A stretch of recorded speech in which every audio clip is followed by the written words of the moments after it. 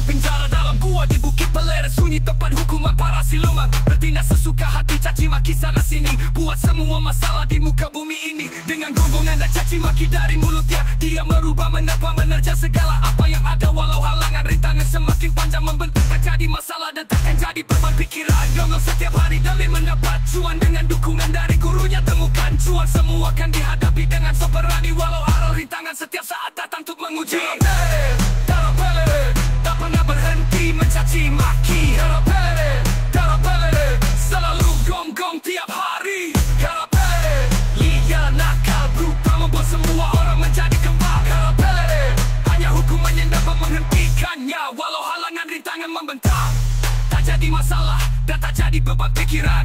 Dalam Pelere, tak pernah berhenti caci maki. Dalam Pelere, menjadi pengawal mencari cuan. Dalam Pelere, liar nakal berupa membuat semua orang menjadi kembang. Dalam Pelere, hanya hukuman yang dapat menghentikannya, walau halangan rintangan membentang. Tak jadi masalah dan tak jadi beban pikiran. Dalam Pelere is in the house. Dalam Pelere is in the house. He is in the